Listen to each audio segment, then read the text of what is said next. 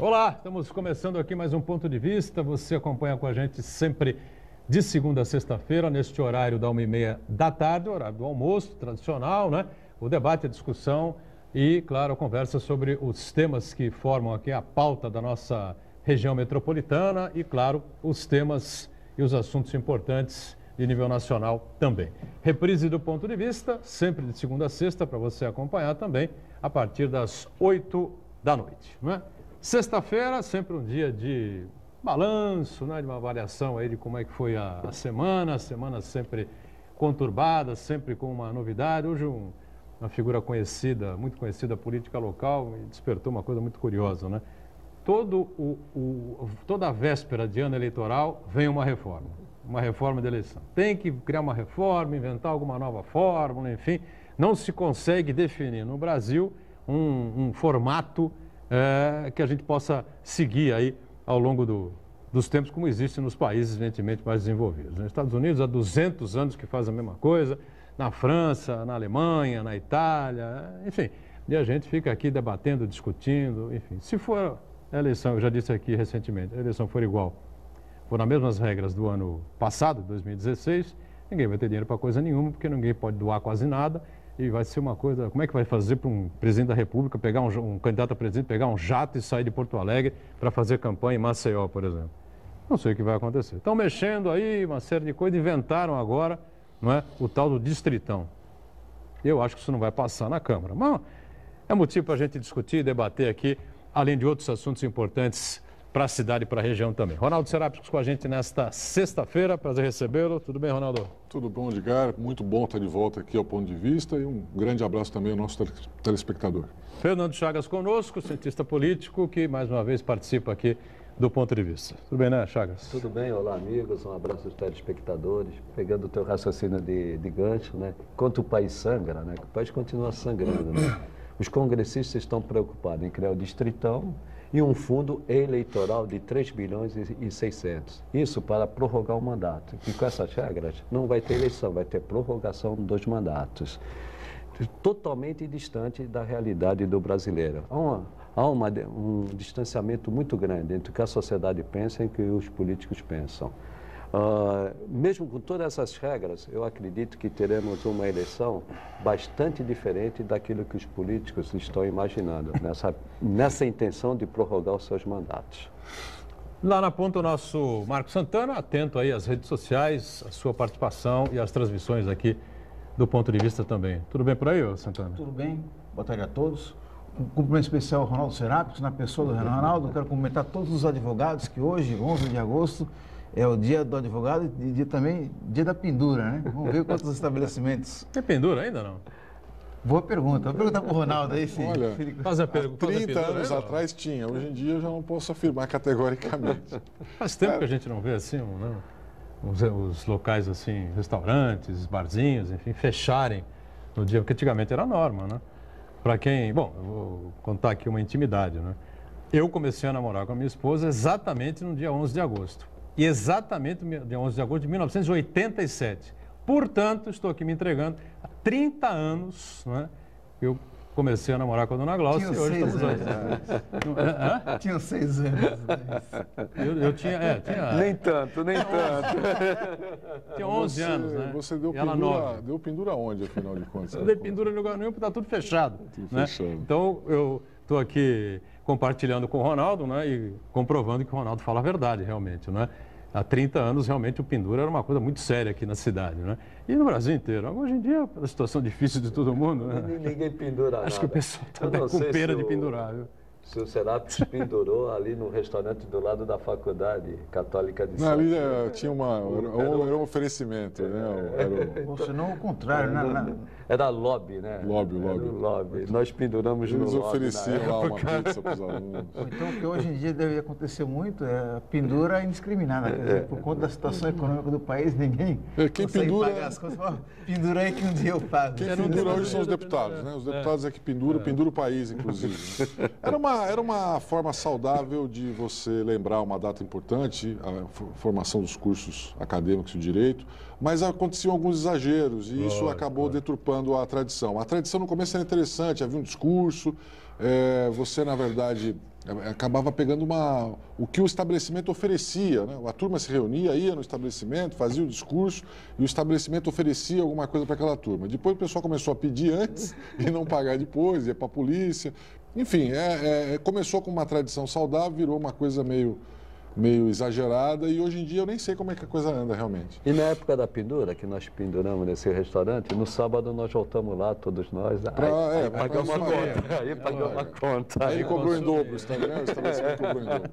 Não, na verdade é o seguinte, né, para quem tem menos idade e não acompanha, né, o pessoal combinava, né, com os donos de restaurante, então, separava ali um prato já especial, um macarrãozinho ali no canto com franguinho e tal, pessoal, pendura tá ali e tal, e a moçada normalmente respeitava, né? Como diz o Ronaldo, é sempre os imbeciloides aí em todos os cursos, em todas as profissões, pela sociedade toda, né? E que exageram, enfim, e que atrapalham essa comemoração bastante saudável, né? E o interessante é que na minha época, não sei se acontecesse isso na classe dos Serápicos, só tinha Polícia Militar, Polícia Civil.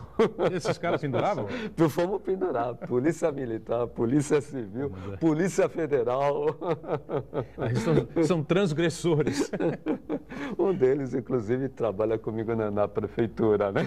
Ele era Polícia Militar. Hoje ele está conosco na Secretaria de Segurança. Ele foi lá também pendurar. E era Polícia Militar, né? Mas voltamos no sábado e pagamos a conta. Tá certo. Diga, Santana. Eu quero convidar todos que estão acompanhando ao vivo o programa a participar, mandar sua pergunta, crítica, sugestão pelo Facebook, Ponto de Vista com Edgar Boturão, ou e-mail, contato@pontodevista.tv.br. E você na reprise, uma boa noite. Boa noite para você que está aí na reprise, hoje é sexta-feira mais light, né? Mais tranquila, enfim, né? Sem aquelas possibilidades inúmeras de acontecer a bomba lá para o final da tarde, 6h30, por aí, né? Mas a coisa está tão difícil, tão ruim aí para todo mundo, a economia está tão complicada que a Santa Casa dispensou até o padre, né? Até o padre está custoso para a Santa Casa. Eu acho curioso porque a direção do hospital vem dizer que as contas estão todas em dia, não se diminui nenhum tipo de tratamento, nem de serviço lá na Santa Casa da Misericórdia de Santos, que é o maior hospital do litoral paulista. O padre ganhava 4.600, é isso, Santana? Mais ou menos isso, 4.800, né? 4.500, 4.600. Aí fizeram uma contraproposta à Cúria Metropolitana. Passaram a pagar o padre por R$ 1.800 mês, né? O bispo olhou e falou, espera um pouquinho, nós somos caridosos, enfim, mas é humanamente impossível a conta, nós vamos pagar, né? A Cúria Metropolitana vai pagar para a Santa Casa para manter o padre lá, né? Porque tem a capela e o padre trabalha o dia inteiro. O dia inteiro ele corre todos os andares, todas as alas do hospital, conversa com familiares, enfim, que tem lá doentes em situação mais complicada, mais difícil, gente que tem parente fazendo cirurgia, gente que acabou de operar, ou que está num estado mais delicado, enfim. No momento, o hospital não é um parque de diversões, entendeu? Então, sabe, sempre uma palavra de um padre equilibrado, enfim, colabora ali, diminui um pouco aquela ansiedade, a tensão, enfim, não é? Fora a extrema-unção, os velórios, enfim, que todo dia tem, não é isso? Então, a coisa está tão ruim, que a Santa Casa conseguiu chegar até o padre, dispensar o padre. Realmente é um feito histórico, né, dessa gestão que aí está. Tem a parte da tradição, tem a parte da origem da Santa Casa, né? Tem a questão religiosa e tem também a questão terapêutica. Eu acho que foi isso que você mencionou. Também. Hoje os hospitais usam a terapia alternativa para manter o ânimo, a fé. A fé tem um efeito super importante na recuperação das doenças. Então, tudo isso causa um espanto, né? A origem da Santa Casa, a tradição, ela pressupõe que você tenha um investimento nesse tipo de situação, que é o bem-estar das pessoas, e faz parte, né? Agora, também, por outro lado, chama a atenção, e que nós, às vezes, relevamos, para as grandes dificuldades que passa a Santa Casa e que a sociedade, às vezes, não acompanha. A verdade, a gente fica sabendo o que acontece na Santa Casa pelos jornais, pelas notícias, pelo que acontece aqui no Ponto de Vista, que informa, mas a verdade é que poucas vezes a comunidade se reuniu para discutir, ou em conselhos, ou em associação, em entidades, de que forma nós podíamos estar colaborando com a Santa Casa, que por muitas vezes também teve a sua direção meio que politizada, né? De vez em quando faz uma panela, isolam. Então, a gente sente um certo distanciamento da Santa Casa, da comunidade, uma coisa que nunca tinha acontecido na história, e isso é muito importante, porque como falou bem o Edgar aqui, a Santa Casa é o aparelho público, que tem uma finalidade pública, mais importante da saúde da Baixada Santista. E houve um problema aí com a CAPEP e o atendimento da Santa Casa, ô Chagas. Está superado isso ou não? Acredito que será superado em breve tempo, porque o poder público, para ele transferir dinheiro, no caso a gente chama de subvenção, a entidade do terceiro setor, no caso da Santa Casa, uma entidade, ela precisa ter toda a sua regularidade fiscal, que a gente chama de CND. Tem que ter a certidão negativa das 3 esferas do poder. E a Santa Casa não apresentou essa certidão negativa do governo federal. Portanto, foi obrigado a suspender o pagamento. Antes havia uma liminar judicial que garantia esse pagamento. Depois ela foi derrubada, mas acredito que em breve tempo deverá haver um acordo, até pela relevância dos serviços para os servidores públicos municipais, que dependem muito da Santa Casa. A CAPEP, o que ele é? A CAPEP é o plano de saúde do servidor público municipal. E normalmente o servidor público municipal ou vai na Beneficência Portuguesa ou vai na Santa Casa. E na falta da Santa Casa, que é o maior hospital aqui da Baixada Santista, é lógico, o servidor público ele fica, de certa forma, prejudicado. Mas acredito que isso deverá ser resolvido com uma certa tranquilidade. Muito bom. Continua aí o meu protesto em favor do padre, né? É uma brincadeira se dispensar o padre na Santa Casa. Mas vamos seguindo a carruagem, né? Espero que os médicos, pelo menos, né? E a equipe toda da área da saúde, né? O hospital está lá para isso também, né? Espero que não dispense os médicos também, não é? O corpo clínico, enfim, e fique lá, e aí zera a conta, não tem problema mais nenhum, não paga mais ninguém, não tem mais despesa, não tem mais custo. Acaba a despesa, não tem sentido. Fecha a despesa e tudo bem, né? Bom, falamos há pouco, né? O balanço da semana, acho que o tal do distritão aprovado lá na comissão que debate e discute mais uma reforma política, enfim, no Brasil. Acho que foi o tema da semana aí, não, Ronaldo? Surpreendeu muita gente, né? Para mim, o mais relevante da semana foi a discussão da reforma política, mais uma mini-reforma, mais um arremedo, né? Voltado mais para reeleger os deputados do que propriamente para resolver o problema das eleições do Brasil. E além da questão do distritão, que já é um golpezinho para o cara se manter lá, eu acho que o aspecto mais importante, que passou meio que batido, os veículos divulgaram, mas a comunidade, a sociedade não discute, é a questão do financiamento público de campanha. E você colocou no começo do programa, Edgar, que se a campanha for que nem a última, ninguém consegue mudar o status quo, ou seja, se reelegem aqueles mais conhecidos, aquele que já tem alguma fama porque participou de um programa de televisão, porque é apresentador, aquele que tem recursos próprios, como aconteceu em São Paulo, o caso do prefeito Dória. E só que, do jeito que foi aprovado, um bolsão, um fundo, simplesmente para manter aqueles que já estão no poder, que continuem lá, do jeito que foi feito, é um absurdo total. E fora do limite de gastos. Fora do limite. Não tem um teto de gastos, que é aprovado recentemente, proposta do Henrique Meirelles, fica fora desse teto de gastos. Vocês acham que eles lembram desse negócio de teto de gastos? Não, Ou eles os poderes não podem estão na ligando sala, para né? isso. Os poderes não ligam para teto de salário, vai ligar para teto de fundo. Então, o Congresso Nacional dá mais um tapa na cara da sociedade brasileira, fala, olha, é o seguinte, nós não queremos botar a mão no bolso de jeito nenhum. Vocês vão pagar a minha campanha, porque eu preciso, né? Eu preciso me locomover de carro, preciso colocar gasolina no meu carro, tudo isso com o nosso dinheiro, para ele continuar lá ganhando um salário que hoje, com os penduricalhos, com as verbas de gabinete, chega a 40, 50 mil reais por mês. Então não tem o menor sentido nós pagarmos por isso. Agora, nós temos que ter algum tipo de financiamento público, tem que ter uma regra, tem que ter uma transparência. Porque todo o problema de corrupção que começou no meio político, Edgar, começou com financiamento de campanha. Nós também não podemos voltar lá atrás e permitir que as empresas doem do jeito que quiser, caixa 1, caixa 2, caixa 3, para quem quiser, sem prestar contas de nada. Foi assim que começou, né? O sujeito chegava lá e falava, seu Joesley, eu preciso fazer campanha, o senhor me dá 1 milhão? Claro, está aqui 1 milhão. Aí, daqui a pouco, o cara se elegia, voltava lá, seu Joesley, eu sou candidato à reeleição, o senhor me dá 2 milhões? Dou, claro, só que eu estou precisando de um financiamento lá no BNDES, você me ajuda? Tem o porém, né? Tem esse porém. Mas tem o porém. Não, mas depois o cara, não, claro, vamos ver lá o BNDES para o senhor. Mas na terceira campanha o cara fala, como foi fácil tirar esses 3 milhões do empresário, né? Vamos pedir 4 da próxima vez? E quando ele pede os 4, o empresário fala, tudo bem, só que, olha, aquele empréstimo do BNDES eu não quero pagar. E assim começou. E aí os caras começaram a botar o dinheiro no bolso, e aí as empreiteiras, etc. E aí foi. Então, o foco, o início, a origem do problema de corrupção na política brasileira é no financiamento de campanha, quando as empresas pagavam o que queriam da forma como queriam. Essa mistura de poder público com interesses privados. Não tem como. E o político às vezes fica até refém, porque se não recebeu dinheiro, hoje campanha, o Edgar colocou bem.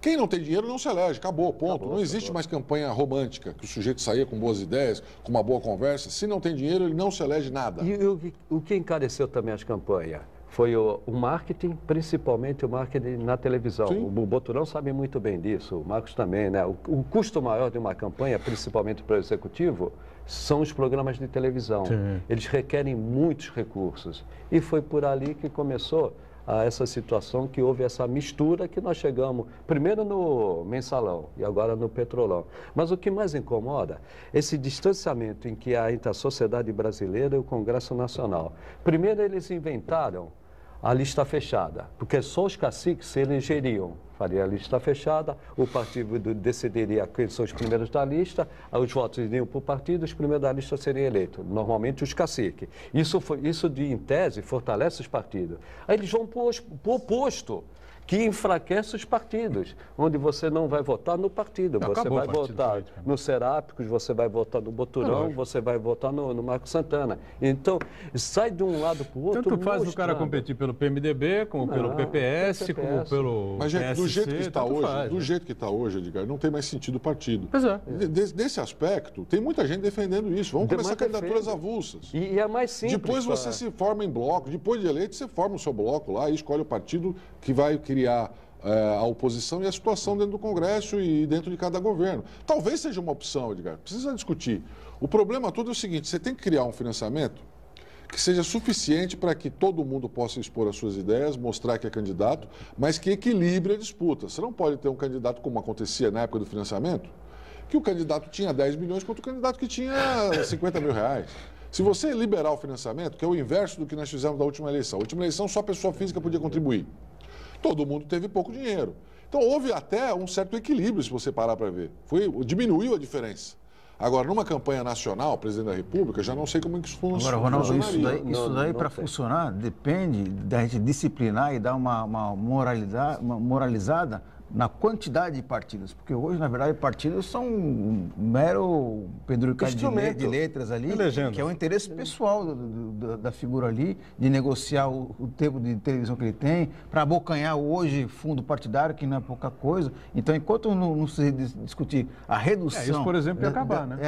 Mas isso não foi discutido. Então, não foi a cláusula de barreira, também acabar com as coligações para deputados federais e deputados estaduais. Não tem sentido. Não tem. E um ponto importante. Mas isso que o Santana colocou ia para água abaixo, né? Não, esses partidos pequenos se montando aí, enfim, para receber lá o fundo partidário. Porque eles vão receber menos recursos. Né? Não, mas esses partidos pequenos vão receber menos recursos do que os grandes. Mas ainda assim continuariam recebendo. Continuariam recebendo. A porteira para a criação de novos partidos continuaria aberta. A cláusula de barreira. Agora, e dentro do partido, tá bom, faz o distritão e dá esse fundo de 3 bilhões e 600. Só que quem vai decidir para onde vai esses recursos ou para quem vai esses recursos, quem vai decidir é o dono do partido. Sim. E ele é candidato. Como já é hoje. E ele é candidato. Ele é candidato. Pô, eles escolhem, ele vai direcionar a campanha para ele e para aquele. A dificuldade de renovação. Os filhos que são candidatos também, né? Está cheio o que tem de filho de político. A renovação praticamente zero. Agora eu fico curioso para saber como é que chegaram nessa cifra aí, 3 bilhões e 600 milhões de reais. Bode na sala, eu acho isso. Pois é, né? Não querem os 3 bilhões, enfim. Agora, se eles lançam 1,5 bilhão, por exemplo, 1,5 bilhão e tal, de bobo os caras não tem nada. Mas né? que Não tipo vão pegar de os 3,600. Olha... Mas uns 2 e pouco, né? E esses recursos que vão para os partidos, como eles vão ser controlados? Como que vai ser? Vai ser formalmente, como o Tribunal Superior Eleitoral faz, que é apenas formalmente? É uma discussão muito profunda, complicadíssima, não dá para fazer isso agora. Provavelmente, Fernando, talvez a solução seja continuar com os financiamentos de pessoas físicas mesmo, como foi feita na última campanha. Não vejo muita saída. Só que você tem que esticar um pouco a campanha para permitir que o candidato possa arrecadar, que ele possa conversar com as pessoas, explicar que ele é candidato e pedir ajuda para a sua campanha. Porque o que a gente viu na última eleição é que só quem já estava estava preparado, já tinha os nomes certos, vou pedir para esse. Ninguém saiu na rua tentando levantar fundos. Por exemplo, houve até a possibilidade de doação por cartão de crédito. Foi um fracasso absoluto. Ninguém fez doação por cartão de crédito. Seria uma forma de você arrecadar para aquele candidato uma variedade de recursos, inclusive de pessoas que ele não conhece. Eu sou simpatizante do Fernando, ele é candidato, eu vou fazer uma doação para ele. Pequenininha, R$20, R$30. Nem essa possibilidade o candidato não teve, porque não deu tempo. Quando o cara descobre que ele é candidato, a campanha já acabou, não dá tempo. 45 dias é uma piada. E tem outra pegadinha aí. Isso também é outro erro. 45 dias de campanha. Não tem, é um absurdo, é um absurdo. Não, só se elege aquele que vai para a reeleição, aquele que já conhece. É muito e tem uma pegadinha. Na última eleição, você poderia doar em dinheiro, sem ser em cheque, até R$1.000,60. Nessa proposta, até R$10.000. Olha a diferença. Já deram um chute grande, né? Então, grande. Qualquer um vai poder, nessa proposta, diferentemente... Já muda significativamente, né? Então, é diferente de R$1.000... 10 vezes mais. 10 vezes mais. Então, tem um monte de pegadinha. Eu sou como o Boturão, eu acredito que essa proposta não passa. Duvido que passe. A reação tem sido muito forte, né? E, de novo, o distanciamento da sociedade brasileira do Congresso Nacional. Mas veja só, Chagas, além desse ponto que você pontuou, ponto que pontuou é boa, né? Esse aspecto que você pontuou, esse distanciamento do Congresso com a população, mas na verdade ela vai ser rejeitada porque o baixo clero vai se sentir prejudicado e não para atender aos interesses da população. O baixo tudo interesse. Os interesses específicos do baixo clero, não da população. Vamos fazer um intervalo? Na volta a gente tenta explicar um pouco mais didaticamente o que é esse distritão aí. Eu repito, acho que não passa, né, de jeito nenhum no plenário da Câmara, enfim, mas está colocado aí a discussão. É um bode na sala danado, daí eu não sei como é que vão fazer depois, né? Voltamos já.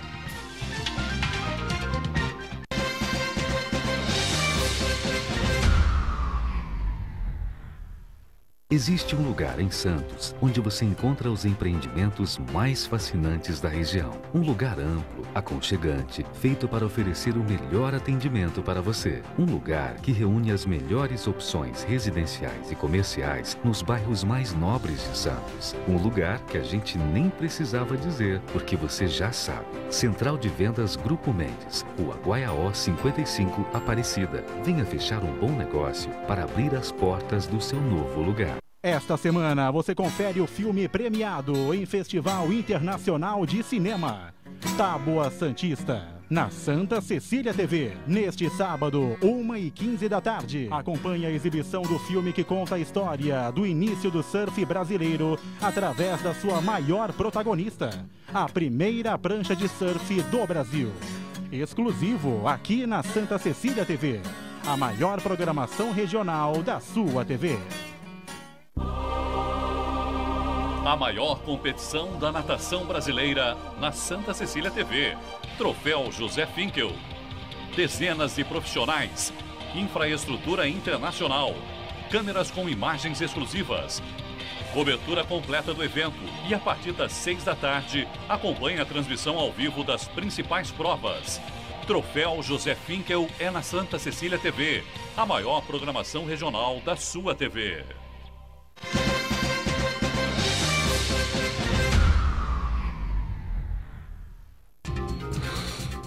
Voltamos, sequência aqui do ponto de vista, não é? A gente debatendo o distritão, não é?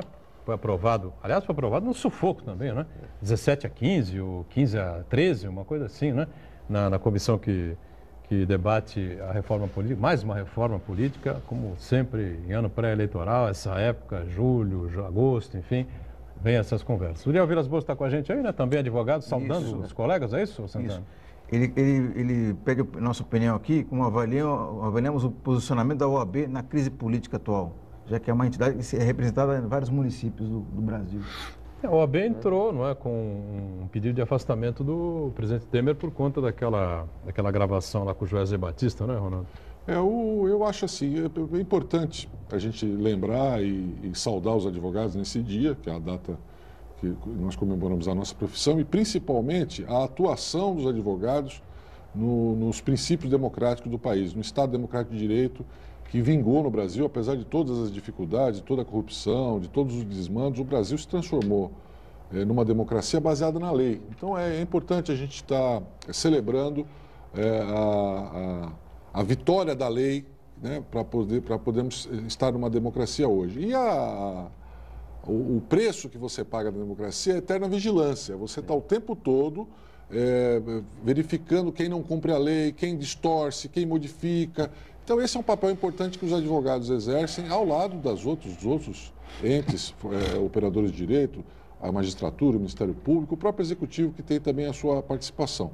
Esse momento, Edgar, para a advocacia é um momento muito delicado, não só para a OAB, que é a nossa entidade, que nos representa, que tem ainda a sua força e importância, mas o advogado também, ele tem que ter um senso crítico, ele tem que ter uma opinião própria, até para poder cobrar a sua entidade que adote as condutas e os caminhos que sejam as mais corretas para a democracia brasileira. Muitas vezes acontece de você ter um dirigente que tem também a sua própria agenda, seus próprios interesses e não o interesse da categoria. Então é importante o advogado pensar com a sua própria cabeça. Esse momento é delicado por quê, Edgar? Porque nós vivemos uma diferença muito tênue, muito pequena entre você ferir direitos constitucionais importantíssimos assegurados ao cidadão brasileiro na nossa Constituição e o combate à corrupção, o combate ao desmando no Brasil. Então nós tivemos aí casos da Lava Jato em que aconteceram exageros de prisões, exageros na investigação, algumas ilegalidades. Isso não significa que a Lava Jato seja uma ilegalidade, seja uma coisa ruim, pelo contrário. O advogado, a OAB, eles têm que fortalecer a Lava Jato. Nós sabemos da importância da Lava Jato e que o Brasil vai melhorar com essa investigação.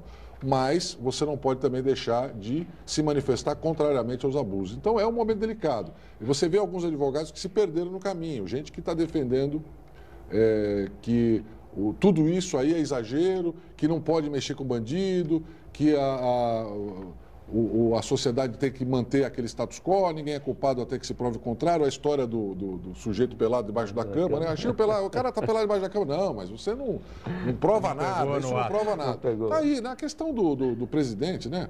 Não há indícios de que ele tenha cometido alguma irregularidade, foi o que o Congresso decidiu, né? E se não há indícios, depois daquela gravação, não sei o que é indício.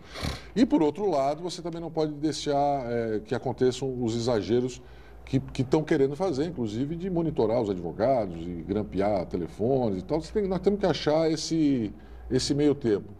Esse meio termo e esse equilíbrio entre a defesa das garantias constitucionais e o combate à corrupção. É por isso que eu acho que esse dia do advogado em especial é um dia importante, porque é um dia de reflexão para a nossa categoria. O que não pode chegar é a cara do Brasil, esse tipo de coisa, que eu brinco aqui com a história do porco, né? É a cara do porco, é o cheiro do porco, o focinho do porco, o rabo do porco, as patas do porco, as orelhas do porco, o cara vira e fala que não é porco, né? É como o caso do Michel Temer, dizendo que foi tomada, dizendo que não teve nada demais, né? Na conversa com o Joesley, não houve nada, não aconteceu coisa nenhuma. O Ronaldo explica bem, né? O cara chega em casa, pega um nego pelado embaixo da cama, a mulher pelada na cama. Bom, você pegou os dois ali? Não pegou, mas pô. E aí, vai negar o quê, amigo? É batom na cueca. Quer dizer, como é que aparece batom na cueca? O cara tem prazer em riscar a cueca de batom? Não tem. Mas no Brasil a gente vê de tudo. Agora, de uma forma geral, tanto a OAB como a ABI, a Associação Brasileira de Imprensa, na ditadura e mesmo na democracia, tem cumprido o seu papel no aspecto político. Foi assim nas diretas já, foi assim com o Collor. Recentemente, a OAB também entrou com um processo contra o Michel Temer, né? Sim. No caso que o Congresso resolveu, politicamente, né, não abrir a possibilidade de investigação do presidente, mas a OAB cumpriu o seu papel. De uma forma geral, politicamente, a OAB tem cumprido o seu papel de representar não só os advogados, mas representar a sociedade. Mas nós temos que questionar, porque de vez em quando acontece também o exagero, também aquela tomada, e nesse aspecto extrapolar. O exagero é importante, a atuação não só da OAB, mas de todos os setores organizados da sociedade, porque a população aplaude hoje, que é o Sérgio Moro, com o Eduardo Cunha, o Lula, tudo bem. Mas amanhã é o guarda da esquina, é o delegado do distrito ali, no plantão ali, que pode cometer uma arbitrariedade contra uma pessoa da sua família, um pobre, esse tipo de coisa que a gente tem que estar atento, para as garantias constitucionais serem respeitadas os mais humildes também. E o que acontece hoje, Marcos, é o seguinte, você tem advogado que comprovadamente participa de organização criminosa. Tem advogado que faz parte da quadrilha. Esse cara tem que ser preso. Não é isso que a gente defende. Agora, tem um advogado que defende aquele sujeito que está sendo acusado. Então você não pode misturar as coisas, né? Não pode. O advogado que defende bandido também é bandido. O criminal e o criminoso. Não tem muito sentido. Advogado criminal e advogado criminoso. O advogado bandido tem que ser preso mesmo. Agora, você tem que permitir que o advogado exerça sua função de defender essas garantias. Também tem o jornalista que apura crime, trabalha na área criminal, e o jornalista criminoso. Também tem o médico que atua, né, em favor de bandido, que opera todo mundo, qualquer um, e o médico mau caráter, enfim, isso a sociedade aí está cheia, né? Que o advogado tem mais proximidade aí com o crime, porque existe especificamente essa área de atuação criminal, né? Para a gente voltar rapidamente no distritão, né? As pessoas às vezes perguntam o que seria um distritão. O estado de São Paulo seria o distrito, seria, né? o distrito. Por exemplo, o Russomano, 1,5 milhão de votos, seria o primeiro colocado no estado de São Paulo. Tiririca. Tiririca seria o segundo, a gente tomando a eleição de 14 como base. Né? Tiririca seria o segundo, com 1 milhão e pouco, né? Se o Luciano Huck sair, pode ser o terceiro, se não for o primeiro. Ele toparia ir para o Sim, mas olha só, tem uma vantagem desse sistema que é o seguinte, esses 3 que vocês mencionaram arrastariam pelo menos 14 deputados com eles. Dessa forma não arrastaria ninguém. Dessa forma não arrasta ninguém. Então, você tem algum jeito de não eleger o Tiririca? De qualquer sistema político? Não é mais proporcional. Não tem como. Ele vai ser eleito. Se ele voltar a ter 1,5 milhão de votos, ele vai ser eleito de qualquer jeito. Mas a vantagem é que ele não vai arrastar um monte de desconhecido. O que eu discuto, tem. Mas veja só, Ronaldo, desculpa, mas aí no caso, o partido, o médio e o baixo clero desse partido não permitiria que o Tiririca saísse, porque significaria uma vaga a menos na disputa. Então, o partido, os colegas candidatos dele não permitiriam que o Tiririca saísse candidato. Não, mas aí tem o seguinte, o Tiririca mandava partido às favas e escolheria qualquer partido. E é uma vaga garantida para o partido, nenhum partido vai abrir mão dele. É uma vaga garantida para o partido. Mas aí... Claro, só que é diferente do que era antes. Agora 10 vagas, agora vai ser uma. O que eu discuto, não tem nenhum sistema ideal. A França quer copiar o sistema brasileiro. O Brasil quer copiar o sistema alemão. Não tem sistema perfeito. Não tem sistema ideal, claro. O que eu discuto, neste momento, eles não estão preocupados em ver qual é o melhor sistema, o mais adequado. Salvar o Eles estão salvar o mandato.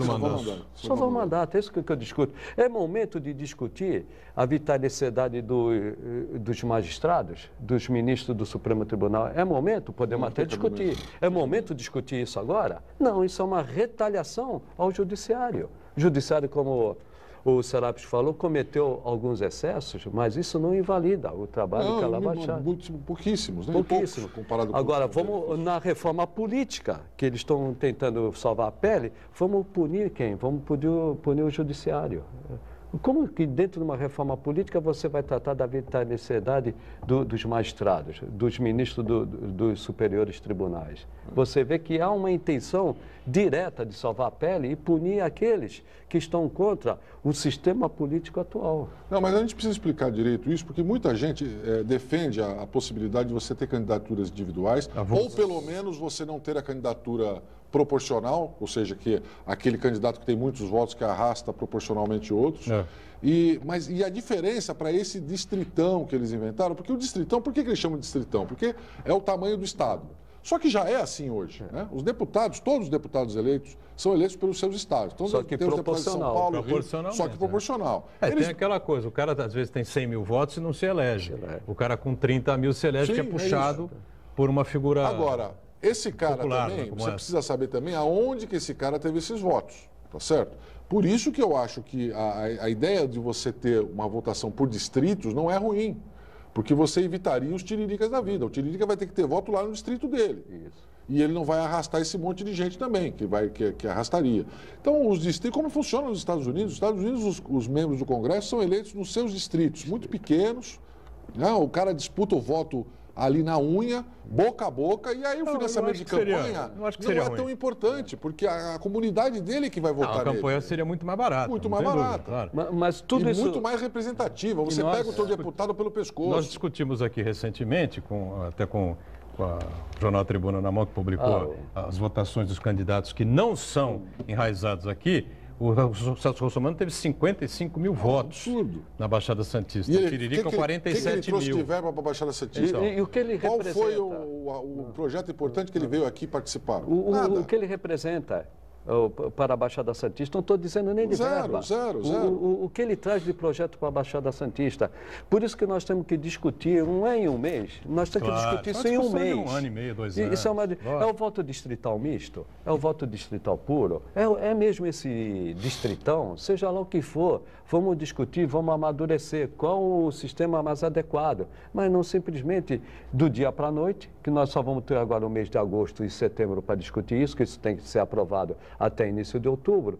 Para quê? Para melhorar a situação daqueles que já estão no poder. Um plebiscito ou um voto popular para decidir. Você faz uma campanha na televisão de 2 meses e meio, 3 meses, gente debatendo, gente explicando, grandes debates, enfim, rede nacional, até as pessoas compreenderem o que é uma coisa, o que é outra, e vamos para o voto, para decidir o que seria mais interessante. Eu acho que o voto distrital seria uma saída bastante interessante. A ideia do distrital misto parece razoável, mas o problema é que nós temos no Brasil estados muito grandes e muito desiguais. Então é difícil você criar uma regra que tenha validade para todos os estados. É por isso que eu sou a favor do distrital puro mesmo. Você pode até fazer distritos grandes, no caso de São Paulo, fazer distritos maiores, não vai fazer só a cidade de Santos, podemos fazer a Baixada Santista, um pouco mais até. Mas você tem que ter o distrital, porque se você criar o misto, vai haver uma confusão generalizada. Deixar como está não é a solução, está muito claro isso. Né? O Enéas já tinha eleito aí uma série de médicos que não eram nem de São Paulo. 300 votos, 280 que não votos. eram de São Paulo, trabalhavam no Rio de Janeiro e que se elegeram. A não ser que você tivesse votos. um corte. Fim da picada. A não ser que você tivesse um corte. O mínimo para o sujeito alcançar a Câmara Federal seria 50 mil votos no estado de São Paulo, por exemplo. Né? É um corte pela população, percentualmente falando. Faz o distrital, porque olha, tem muito candidato com muito dinheiro que espalha os seus recursos pelo estado de São Paulo, porque ele sabe que é muito mais fácil você conseguir 1.000 votos em cada cidade do que conseguir 50 votos 1.000 votos numa cidade só. Tem. É muito mais fácil. Aqui em Santos já aconteceu isso, na nossa região. A gente tem candidatos aqui que, você pegar a história lá, eles foram muito bem votados e você vai ver os votos dele, 12 mil votos em Santos, 9 mil votos em Santos. Como é que o cara teve 75 mil votos espalhados no estado de São Paulo? E como é que ele conseguiu o voto do estado de São Paulo inteiro? Amigo, botando dinheiro na campanha. Mas nós poderíamos ter aperfeiçoado esse sistema. Um deles, que depois o STF se arrependeu, até no programa de Ponto de Vista na outra emissora, nós discutimos isso, quando o STF declarou a inconstitucionalidade da cláusula de barreira. Foi um erro. Hoje nós temos 35 partidos, 29, se não me engano, no Congresso. Acabar com as coligações para o legislativo, para as proporcionais. Nós não fizemos gradativamente alguns avanços. Ao contrário, nós permitimos que essas distorções do nosso sistema avançassem. Foi a eleição de 2006. 2006. Depois que acabou a eleição. 30 dias depois. Depois que acabou, fizemos a eleição numa regra. O STF foi lá e derrubou tudo. Não, é inconstitucional. Quando hoje nós não teríamos esse número de partido absurdo que leva ao centrão. O centrão o que é? É fruto disso tudo. É uma camada de deputados que não tem ideologia, não tem partido, não tem nada e que estão ali apenas para representar os seus interesses. E os dois grandes partidos do país, não é, que podiam representar uma outra forma de fazer política, não é, representar a democracia do país de uma outra maneira, que seria o PT e o PSDB, estamos aí numa situação, o PSDB, as lideranças se bicando à torta e à direita, não é? O prefeito de São Paulo entrou outro dia, apareceu outro dia no cenário político, embora, eu repito aqui, ele era da política, não é? Ele era um político partidário há muitos anos, né? Foi secretário municipal do Mário Covas, lá atrás, na Prefeitura de São Paulo, é militante do PSDB desde o princípio, enfim, mas nunca disputou uma eleição. Elegeu-se prefeito de São Paulo e hoje está aí, fazendo campanha nacional, sei lá, não sei se ele tem alguma conversa velada com o governador Alckmin, porque existem outras lideranças do PSDB se colocando. Aécio Neves, para desespero e ódio de muita gente, ainda não existiu. Não jogou a toalha. Não. Tanto que vem uma campanha nacional aí do PSDB agora. A Rádio Bandeirantes entrevistou ontem o prefeito de São Bernardo, Orlando Morando, não é? Orlando Morando desceu a lenha na cúpula tucana que produziu essa campanha dizendo erramos, mas acertamos quando apoiamos as diretas já. Olha onde vai a campanha do PSDB. A direta já. Erramos, mas acertamos quando criamos o Plano Real. Isso tudo bem, é verdadeiro, não está tão distante. Agora ele falou, alguém lembra da direta já? Alguém lembra do apoio à anistia? E não foi uma coisa só do PSDB. Não, era PMDB na época. Não, era PMDB, isso que eu ia falar. Nenhuma das duas é obra do PSDB. Nenhuma das duas. O Plano Real só existiu. É verdade que foi elaborado por economistas ligados ao PSDB. A ideia era dele. Com o Fernando Henrique. Mas quem bancou aquilo lá foi o presidente do PMDB, certo? Foi o Itamar? O Itamar que bancou. Se o Itamar fala, não gostei desse plano, quero um congelamento, não tinha. O Itamar que não entendia nada, né? De acordo Sim, mas ele que, politicamente, foi ele que bancou, não é obra do PSDB. Ele testou vários ministros da Fazenda. O Fernando Henrique foi As obras do PSDB são a reeleição do presidente da República, a privatização de setores importantes da economia. Não, e tem o PT e o PSDB, os grandes partidos hoje do país. Estão desgastados. E o PT nessa situação tragicômica em que o partido se enfiou cheio de gente presa, o ex-presidente ameaçado de prisão, a ex-presidente uma tragédia, né, como gestora do país. E você fala do desgaste do PT e do PSDB, incluiria o PMDB também. Bastante desgastado. Tem, assim, figuras, né, Mas foi sempre que sustentou, peso, né? o PMDB, o Centrão, sempre sustentados por... Com o PSDB e com o PT, as pessoas ainda tinham uma certa expectativa. Com o PMDB nunca tiveram, né? O PMDB não. Mas foi uma opção aquilo, do PMDB. Ele sempre foi aquilo mesmo, né? Então ninguém esperava grandes coisas. Né? Mas o PMDB sempre foi a opção dele. Eu não quero ser governo, eu quero sustentar o governo A ou o governo B. É que agora eles foram obrigados a assumir o poder, né? Terceira vez que assume dessa forma, né? Sarney, Itamar e agora. Mais um intervalo, já a gente volta com o ponto de vista.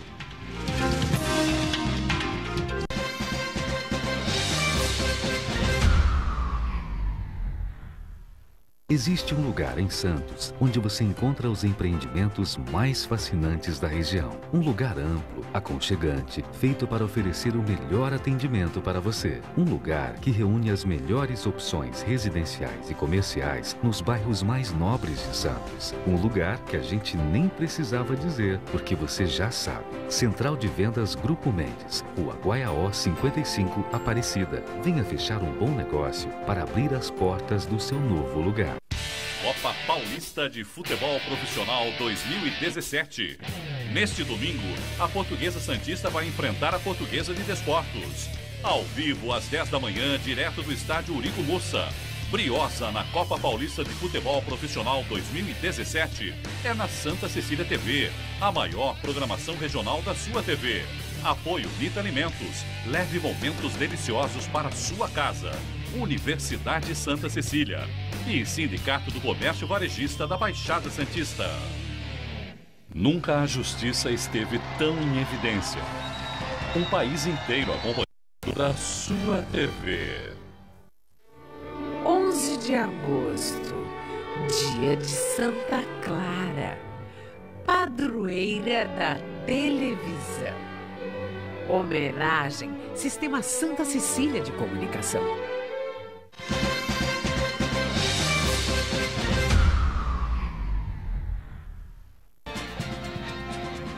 Muito bem, a Câmara de Santos aprovou ontem o projeto de lei, o texto, né, do projeto de lei, que trata uma polêmica interminável aqui na cidade de Santos. Eu acho que, sei lá, se desde Brás Cubas ou desde quem foi, não, Chagas? A conservação e padronização das vias pedestres, ou seja, as calçadas, né, aqui da cidade. Então, aqui eu peguei até uma colinha aqui no Jornal A Tribuna, de hoje, né, e tem aqui como ficará, né? Faixa livre, né, é a área localizada junto ao alinhamento dos imóveis, exclusiva para a circulação de pessoas. Né? Então onde o pessoal vai andar e caminhar, enfim. Né? Faixa de serviço é o número 2, uma área, posição adjacente à guia do meio-fio, fica reservada para a instalação de equipamentos. Quais são os equipamentos? Postes, é isso? Poste, né? Coletores de lixo. Coletor de lixo, essas coisas todas, não é isso? É. A esquina... A grama também, das calçadas sustentáveis também. Grama de calçadas sustentáveis, está certo. Esquinas devem ser construídas em concreto, desempenado mecanicamente. Não sei, entendo para não ter... Aqueles altos e baixos que a gente está acostumado. O pessoal que andava de bicicleta na calçada quebrava a cara. Aliás, na ciclovia da praia, né, desde 6 meses depois que ela ficou pronta, existe essa Principalmente, principalmente por causa das árvores. Exatamente. O antigo secretário de Obras da cidade, Antônio Carlos Gonçalves, o Fifi, explicou isso a mim em vários programas de rádio e TV, que não tinha jeito de você manter ali as raízes das árvores. Chapéu de sol. Era um dos motivos pelo que o prefeito Beto Mansur, na época, queria fazer 6, 7 metros para dentro da areia, e o Ministério Público do Meio Ambiente não permitiu. E hoje a gestão das praias deve vir para os municípios, né? Então dá para mudar a ciclovia. Botar a ciclovia para dentro seria um ganho aqui para a cidade. Bom, vai padronizar as calçadas, é isso? Isso, a intenção é justamente essa, dar mais segurança e também por uma questão urbanística. O solo de Santos já é ruim, ele é muito fácil de mover e criar desníveis. E também tem a questão da arborização. Nossas árvores criam as raízes e estouram todo o calçamento.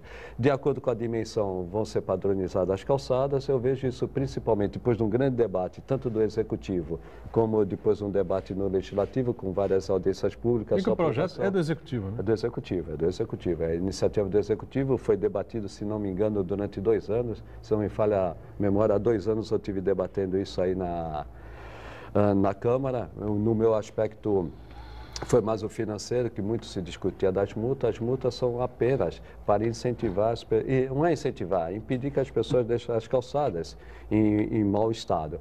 A finalidade é essa, questão de segurança e questão urbana para as calçadas padronizadas e principalmente evitar que cada um tenha um modelo e que uma calçada com um modelo provoque um desnível maior do que a outra, provocando principalmente acidentes com os pedestres. Eu vejo de uma boa maneira a aprovação desse projeto, que foi bastante discutido.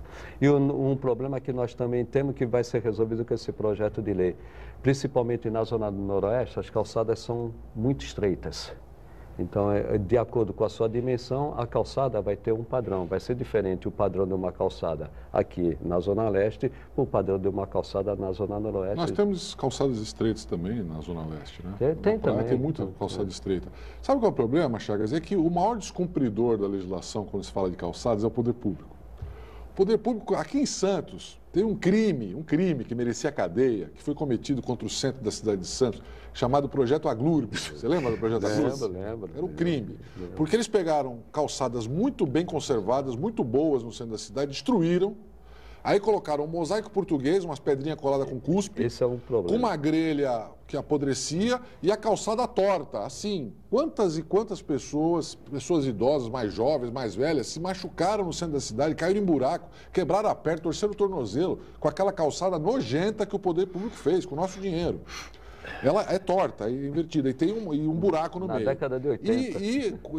E o mosaico português colado com cuspe. O mosaico português, 30 e poucos anos. O mosaico português é uma coisa histórica, faz parte da tradição do nosso país, né, da nossa colonização. Quem anda na Praça Mauá sabe, cara, não tem 2 metros inteiro. É tudo quebrado, o mosaico português. Por isso eu sou favorável ao concreto. Tem que colocar o concreto. Puseram do outro lado, no entorno da praça, tem concreto. Mas o santista, ele gosta desse mosaico português, ele gosta da calçada colorida, diferente. Ele que bote na porta da casa dele. Mas o ideal é que nem essa mesa, concreto nessa. Concreto, principalmente pelo aspecto da segurança, e nós temos muitos idosos em Santos. Só que nós temos que fazer que nem Singapura. Você sabe que Singapura trocou as calçadas por concreto e proibiu a comercialização de chicletes. Proibido. Para você comprar um chiclete em Singapura, você tem que levar a prescrição médica para dizer que é para nicotina, ou usa como remédio, porque você coloca no concreto e pisa no chiclete, ele nunca mais sai de lá.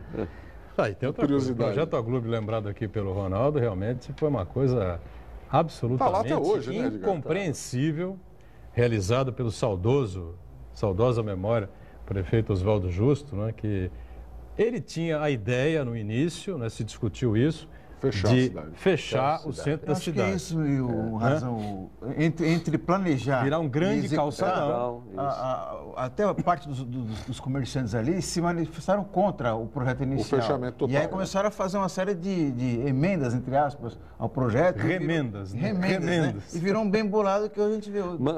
Mas quando você discute, eu participo de alguns conselhos municipais, quando você discute fechar o centro da cidade, o santista não aceita. Não, ele não quer. Mas isso daí eu citei o Aglúrbis, Chagas, mas depois disso, das administrações posteriores, Toda vez que a administração pública faz uma calçada, faz mal feita. É impressionante. Aquelas rampinhas para os deficientes físicos, elas quebram, se desfaz. Parece que põe farofa em vez de colocar concreto nas calçadas. Calçadas que o poder público faz, todas elas são muito ruins. A qualidade da obra pública Agora, nos últimos anos caiu muito. A conservação ela é muito custosa e difícil. Até pelo nosso solo. Eu acho que a terceirização do serviço, antigamente quem fazia calçada era a Prodesan, era a equipe da Secretaria de Obras e Serviços Públicos. De repente, acabou. Eu acho até que tem um sentido operacional importante, de custo, mas a qualidade do serviço prestado pelo terceiro é muito ruim. Pela Câmara, né? Repito, é o projeto do Executivo, do próprio gabinete do prefeito. Quem vai ser responsabilizado é o munícipe, né? É o munícipe. O que for de área pública... Tá certo isso, não? Eu vejo que... Eu discuto isso, hein? Não, mas eu vejo que no caso, né, só para concluir, no caso, a área fronteiriça, ela é mais de interesse, embora seja pública, é mais de interesse do indivíduo, do morador, do que de toda a população. A área que ela é totalmente pública é dos canais, a área da praia. Aí seria também, deve ser do poder público. Agora, aquela que o maior usuário é o morador fronteiriço à calçada, eu entendo que deve ser sim, como está no projeto, do cidadão, do morador. E no resto da cidade, praia, canal, praças, sim, do poder público. Até por uma questão de custo. O custo é muito alto da manutenção. A grande diferença é que todo mundo vai seguir um determinado padrão. Um determinado padrão. Tem uma regra de transição, Fernando? Como é que funciona isso? Eu tenho uma calçada lá na porta da minha casa. Não, vai ter um prazo para... É prazo ou quando o dia que a minha calçada quebrar, eu for reformar, eu mudo para o padrão ou eu sou obrigado a mudar para o padrão dentro do... Não, na medida que for reformando, vai alternando a calçada. Então vai demorar bastante, né? Se a minha calçada estiver intacta, eu não corro risco de ir lá e obrigar a quebrar. Não, lógico. Isso é importante. Lógico que não, né? Você reformar a calçada hoje, amanhã vai destruir a calçada para fazer uma nova? Não, aí não, né? Tem muitos anos ainda dessa coxa de retalho. E para se adaptar, principalmente nessas calçadas estreitas, que o Serapis falou que também tem na Zona Leste, o projeto é bem mais amplo, né? Não é do dia para a noite, destrói tudo e faz tudo novo, na medida do possível. A Rua da Paz, por exemplo, em Santos, a calçada é muito estreita, da Pedro Toledo até a praia é muito estreita. Prédios grandes, Rua da Paz. Rua da Paz. E o poste no meio, né? Então, estreito, poste, bem estreito. Muito estreito. E você tem várias outras transversais que você Essa é a tradição da Rua da Paz, né? Foi Brás Cubas que botou aquela calçadica ali, apertadinha. Deve ter sido. Santana, quer comentar uma coisa? Acho que a grande dúvida que eu tenho, acho que boa parte das pessoas que estão assistindo a gente também tem, é se eu já pago o IPTU, eu vou ter que pagar também? Também a calçada. Também a calçada? Hoje já é assim. Hoje você já é responsável. Não está mudando nada. Não mudou nada. E o IPTU, como todo imposto, é para toda a reforma, toda a manutenção da cidade. Que nem fala o IPVA. Eu pago IPVA e pago também o pedágio, são coisas diferentes. O IPVA não é para garantir as estradas, o IPVA é para pagar toda a manutenção do estado de São Paulo. A tarifa, que é o pedágio, é para o usuário que utiliza aquela estrada naquele momento. O IPTU é para pagar a manutenção de toda a cidade, não especificamente de questões urbanas ou da calçada. Bom, aproveitando o gancho aqui da cidade, não é? Hoje chega ao fim a versão impressa do Diário Oficial de Santos, o DO. Né? O DO não vai acabar, não é isso, né? Só que você não adianta mais, a partir de segunda-feira, você passar nas bancas para pegar lá o Diário Oficial, enfim, folhear o diário, ver que novidades tem, informações tem, concursos, essa coisa toda. Não vai ter mais, tá certo? E a partir de segunda-feira, então, o Diário Oficial de Santos só eletrônico, né? Através da internet, você acessa lá o site da Prefeitura de Santos, www.santos.sp.gov.br, né? Isso. E entra lá no Diário Oficial, você vai ter, de acordo com o secretário de Comunicação, Luiz Guimarães, que eu tive a oportunidade de tomar um café hoje pela manhã lá no centro de Santos, vai ser o portal público mais bonito, né, e mais bem produzido do país, né? Eu espero que seja mesmo, né? E que as pessoas agora adquiram esse hábito, não é, de consultar via internet o Diário Oficial. Na verdade, a gente espera que o secretário cumpra a palavra e que apresente ferramentas importantes para o cidadão nessa nova versão digital. Porque tem um erro que aconteceu, principalmente nos veículos de comunicação, quando a gente está falando do DO, que era um jornal, muitas vezes os jornais cometeram um erro terrível de transformar suas versões impressas em versões digitais sem nenhuma vantagem em relação à versão impressa. O que é isso? Você tirar uma fotografia do jornal e colocar na internet. Mas não é isso que você... A tecnologia não foi feita para isso. Você tem que criar uma coisa interativa. Você está lendo um assunto e você quer ver 20 fotos daquele assunto, tem que ter um lugar para você clicar lá. Você quer continuar lendo o texto, você lê o texto. Você tem um assunto relacionado, você relaciona. Você quer fazer uma pesquisa sobre aquele assunto, você tem ferramentas para pesquisar. Você está falando sobre orçamento, eu quero ver os últimos 3 orçamentos. Enfim, você tem que ter ferramentas, porque isso dá transparência, né? A verdade, o problema do Diário Oficial hoje é que se você quiser pesquisar uma informação, você tem que pegar aquela pilha de papel e não achar nunca aquilo lá, a informação que você quer. Então, mas tomara que tenha essa... Vai ser muito mais completo. Isso já tem. Se você quiser, por exemplo, pesquisar uma lei no Diário Oficial, você pode acessar e você acha no Diário Oficial. Na página da Prefeitura, né? Na página da Prefeitura. Tribos, né? Oi? Não, é o site da Prefeitura.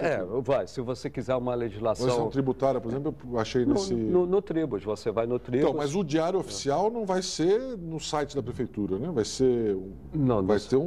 Vai ter um hot site, que eles chamam, né? Vai ter um hot site. O Ronaldo falou uma coisa importante, que é utilizar todas as potencialidades do novo meio, né? Sim, claro. Que é o meio eletrônico. Eu me sinto muito à vontade para falar nisso, porque no Jornal da Hora, hoje, o nosso maior número de leitores, a nossa maior quantidade de conteúdo não é no jornal impresso, é no digital. Inclusive lá nós temos lá interação com galeria de fotos, com a produção de vídeos, né? A pessoa tem o acesso imediato a todo o acervo do Jornal da Hora, de edições anteriores. Inclusive, até da época que não tinha internet ainda, temos ali, a pessoa pode folhear as páginas anteriores. E eu acho que o grande desafio dos profissionais da área de comunicação é fazer com que os dispositivos móveis sejam utilizados nisso aí, porque hoje a maior parte dos acessos à internet não é pelo desktop, são pelos dispositivos móveis. Então acho que os profissionais devem ter uma atenção especial ao acesso pelo celular. A Prefeitura informou aqui ao jornal A Tribuna que cerca de 18.600 pessoas acessam o site da Prefeitura, o portal da Prefeitura tem hoje 18.600 acessos diários, que é praticamente a tiragem do Diário Oficial. Para parcelar IPTU e dívidas, enfim. Né? Mas, na verdade, se pudesse manter o impresso e a parte digital, seria o ideal, que a Prefeitura, claro, qualquer um que estivesse sentado na cadeira gostaria de fazer. Mas há uma questão financeira envolvida aí, né? Além da questão financeira, que o custo é elevado pelo retorno que dá, porque quando nós entramos na Prefeitura, quando eu digo, né, Paulo Alexandre Barbosa entrou na Prefeitura, e o Rivaldo Santos era secretário de Comunicação, ele deu incentivo e aumentou muito o número de exemplares distribuídos na cidade. E nós verificamos isso durante o tempo. A população, ela não consultava, como no passado, o DO. Ela procurava, como ele falou no Jornal da Hora, eu não sabia, ela procurava muitas informações no site. Além do custo, a gente vê uma tendência muito grande das pessoas procurarem o site, até como o Serap falou, até por uma questão tributária, né? Pagou IPTU, ISS. A busca de informação, olha, eu sou um apaixonado por canetas, adoro caneta, adoro livros impressos, adoro jornal. Só que o mundo mudou e você tem que se adaptar, né? A verdade é o seguinte, o dia que eu preciso de uma caneta, hoje eu tenho que pegar emprestada. Peguei emprestada do Edgar, eu não uso mais caneta. Você me dá um recado, anota o telefone aí, anota o celular. Alguém me liga, pega aqui esse recado, você grava uma mensagem. Então, a verdade é a seguinte, o meio físico está desaparecendo e a gente tem que se adaptar. Dá uma nostalgia, pegar o jornal, né? O livro. O Edgar, agora, ele foi lendo e marcando as notícias e tal. Eu ainda raciocino com a caneta, mas não dá mais para você não conviver com o meio digital em determinado Só dar um exemplo, como a tecnologia mudou. No passado, os carnês do ISS e da taxa de licença, a gente distribuía em toda a cidade. Hoje você tira no site da Prefeitura. O pagamento você tira mensalmente no site da Prefeitura. E todos se adaptaram. Só o IPTU que a gente ainda entrega em carnê. E vai acabar. Logo. A tendência é acabar. E nós estamos fechando aqui o nosso ponto de vista desta sexta-feira, aqui com o Ronaldo, agradecendo sempre as participações importantes do Ronaldo e Chagas, e o Marcos Santana, que está diariamente conosco. Estamos ainda aqui fisicamente, graças a Deus, né? Chegará o dia que teremos aqui, quem sabe, os programas virtuais aí, né? E